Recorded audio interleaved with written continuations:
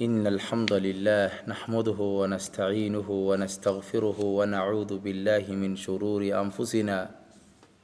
وسيئات أعمالنا. من يهده الله فهو المهتد ومن يضلل فلن تجد له وليا مرشدا. أما بعد إخوتي العزيز، خطبة maanta waxay ku saabsaneyd walaalayaal الأمراض المعدية، khaasatan xanuunkan la yidhaahdo loogu yeedhay coronavirus ama virus corona. maaragtay ayaynu maanta insha allahu tacaala aynu ku qaadaa dhigi doonaa oo aynu maaragtay inagoo si kooban maaragtay uga hadli doonaa. walaal qolada dhakhaatiirta ahi waxay ku sheegeen xanuunkan inuu yahay xanuun ku dhaca qeybta maaragtay neefsashada ee ibni aadamka, gaar ahaan upper respiratory-ga waxay ugu yeedhaan ama jihaaz atanafus. markaa walaalayaal, xanuunkani waa xanuun maaragtay ka dhashay xayawaano la cunay siday dhakhaatiirtu sheegeen, oo maaragtay aan ibni aadamku fiicnayn inay cunaan. maaragtay wax kasta oo maaragtay dee diinteena islaamkuna qofka naftiisa madarro gelinaya way ka hortegaysaa, wayna ku dhiirigelinaysaa inuu iska ilaaliyo. fiidmeertay cunaan, dee fiidmeertuna waa garanaysaan halka sharciga islaamku ka joogo. saa daraadeed xanuunkan waa xanuun, waxa weeyaan waa cuquubo. marka xanuunaduna waa laba. waa mid maaragtay tadhiir ah oo qofka maaragtay islaamka markuu ku dhaco dembiyadii iyo gafafkii uu galay ayuu ka tirtiraa.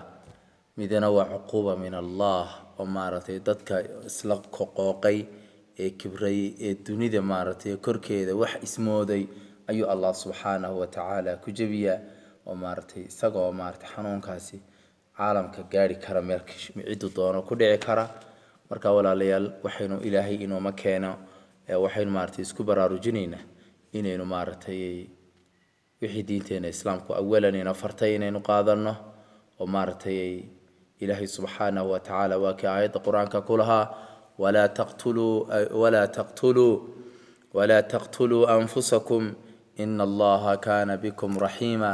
war nafihiina halaynina. wixii maaragtay nafteena madarada u keenaya diinteenu waa ta ka hortegaysa. diinteenu waa ta ka hortegaysa ee ka ilaalinaysa qofka ibni aadamka ah dhibta iyo culayska. walaalayaal, sidoo kale walaa tulquu aydiikum ila tahluka. maaha nafaheena inaynu ku doonano oo maaragtay nafayaalkeena aynu ku maaragtay ku raadsano oo maaragtay gacmaheena ku keensanno halaag iyo wixii nafteena dhib u keenay. saa daraadeed qof wal oo muslima waxaa laga rabaa de wixii marka hore ina faraysay diinteena islaamku baynu maantana kor usii qaadaynaa sidii tahaaradii nadaafadii loo helo. nadaafadu waa shay ka mid a diinteena, qeyb ka mid ah. saa rasuulka calayhi salaatu wasalaam uu inoo sheegay xadiiskiisu ahaa annadaafatu min aliimaan. annadaafatu min aliimaan. nadaafadu waa qeyb iimaanka ka mid ah. saa daraaddeed allah subxaanahu wa tacaala waa kii aayadda qur-aanka ku lahaa yaa ayuha aladiina aamanuu idaa qumtum ila asalaati faqsuluu wujuuhakum waaydiyakum. aayadda waa ka allah ku leh kuwa iimaanka laga helayo maydha gacmihiina, lugihiina, masaxa madaxyadiina, ma garanaysaaye sidaa waa ka allah inagu faraya. markaa waxaynu ka qaadan karnaa dee dahaaradu inay tahay iyo isnadiifintu inaynu maaragtay ay tahay shay maaragtay diinteenu inagu dhiirigelinayso. dee nadaafaduna intay kuu jirto oo nadaafadaadu kolba heerkay joogta iyo caafimaadkaaguna uu jooga. marka runtii waxaa muhiim aada oo ah inaynu qaadano waanooyinka dhakhaatiirtu ay soo jeedinayaan, oo fasaluu ahla dikri in kuntum laa taclamuun. inagu waxaynaan aqoon u lahayn baa jirta. dadkeena caadiga ahi dhakhaatiirtu wixii ay maaragtay inoo soo jeediyaan talooyin xagga caafimaadka ka taxalluqa waa inaynu qaadana. inagoo maaragtay number 1 ka qaadanayna awaamirta diinta, oo maaragtay waxay diinteenu inoo farayso. kow, ilaahay subxaanahu wa tacaala tala saarashadiisa. ilaahay tala saarashadiisa yaa kuu keena xanuunkan, yaa xanuunkan kaa qaadi kara, yaa xanuunkan kaa badbaadin kara. ilaahay subxaanahu wa tacaala baa kaa badbaadin kara. وعلى الله فتوكلوا إن كنتم مؤمنين. وإلهي سبحانه وتعالى تلصارتا هداتهين مؤمنين كو إلهي رمي هداتهين إلهي تلصارتا والله لي سبحانه وتعالى مركا الله تلصارته وأد الله اسكو حدو والله كيلي توكل كأديسو ومن يتوكل على الله فهو حسبه قفك إلهي سبحانه وتعالى تلصارتا الله سبحانه وتعالى سقى كفلا كافية إلالنا تلصار الشدى ربي سبحانه وتعالى أن آمنه وإلهي سبحانه وتعالى أن تلصارنا وقفض الله وادينا الصحة الله وادينا سوجيدين له وحويا ولا ليال إسلام كينو دين الكمال والجمال والنظافة وأخذ بكهرين وهل ليني إنه كد ذالنو مارتي نظافة دي كر إن لو قاضو ويسدي شنشر بين ويسي سنينا عنتدي لحجر صدح كهرية صدح قدام بيا عنتدي لحجر هدي واحد سائد أو كلا ما يرشدي لكوريو نظافة دي كر لاسي قاضو ومارتي لهجاتي وايو دينتينا دين النظافة دين الصحة ويا دينتي عافمات كويا الله واككل إن الله يحب التوابين إلهي وحج عليا هي إلهي وحج عليا كوا اسمارتي توبت كان الله هدنا وحج عليها المتطهرين متطهرين كوا استاهرين الله وجعلي سبحانه وتعالى ولا ليال مركا وحين اسكوانين لهين اسكولتها لنا إنا مروال دي واحد دينتينو إنا تري gacmaha hal maydho gacmaha hal maydho halkan hal maydho diintaada kale sidan sii samee cid kale ka qaadan maysid kitaabkaaga aad ka qaadanaysaa kitaabkaaga ayaad ka qaadanaysaa kad maartay ku liibaanaysaa waa kitaabka kad ku caafimaad ku helaysaa waa kitaabka kad janno ku helaysaa waa kitaabka rabbi subhanahu wa ta'ala wala layal waqfada saddexaad aan doonayo inaan idin xasuusiyo wax weeyaan حنونك يا كان إلهي بكين سبحانه وتعالى إلهي سبحانه وتعالى فيروس كان كورونا وحبا مديلو طبكي أي تشدين خير نبي إبراهيم أي أشدين نبي إبراهيم محوي علي مايا وحوم يلين طبك بداية ديسي وحكم يلين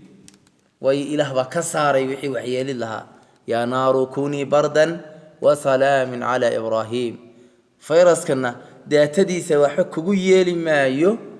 إلا بإذن الله سبحانه وتعالى وإن دي اعتقاد سناتا أرمي سناتا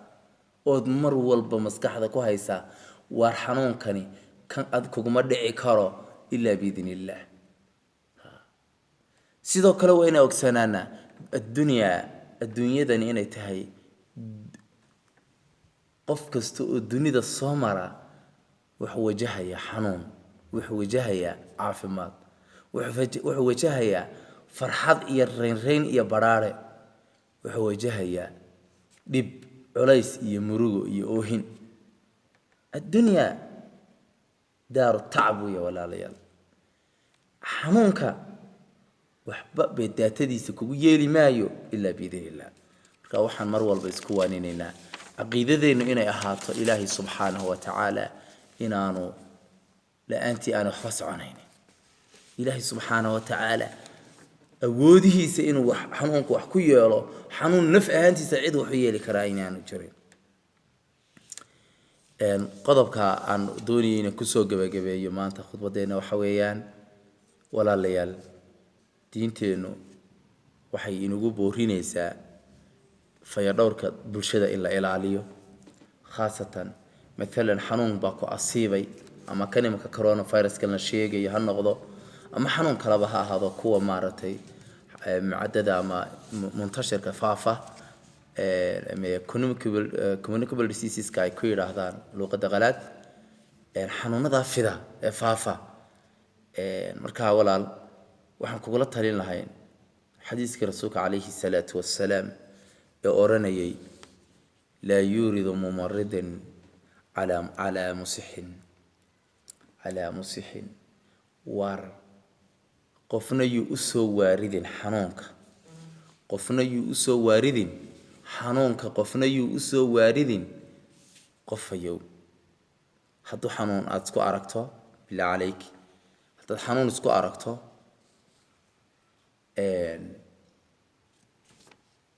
isbaxnaani oo maaragtay astaamaha xanuunkan la sheegayo qandhada xumada allahuma salli calaa maxamed duri maaragtay qalalana bay sheegayaan dhakhaatiirtu symptomskiisa oo dhan haddaad isku aragto cuno xanuun daal maskaliska oo maaragtay maskalis pain oo kugu dhaca xanuunada murqaha oo ku xanuuna yani haddii aad isku aragto kuwa yani isku samee inaad iskarantiimayso aad adigu maaragtay islaaliso rasuulka calayhi salaatu wasalaam ka xadiiska la far min almajduumi ka firaarika min alazadi war qofka juudaanka qaba soomaha xanuunada fidaha qofka juudaanka qaba sidaad uga cararto maaragtay uga carar balwi qofka juudaanka qaba sida asli libaax uga cararto libaax sad uga dido uga carar marka barakala fiikum waxaan isku waanineynaa talooyinka dhakhaatiirta in la qaato maaragtay masaajidadana nadaafadooda kor loo sii qaado ilaahay subxaanahu wa tacaala lagu xidhnaado ilaahayna subxaanahu wa tacaala xaggiisa loo soo ordo fafiruu ila allah xagga ilaahay in loo yaaco ilaahay xaggiisa in loo yaacaan isku ognahay oo isku baraarujinaynaa isku tanbiihinaynaa وصلوا وسلموا على من أمركم الله سبحانه وتعالى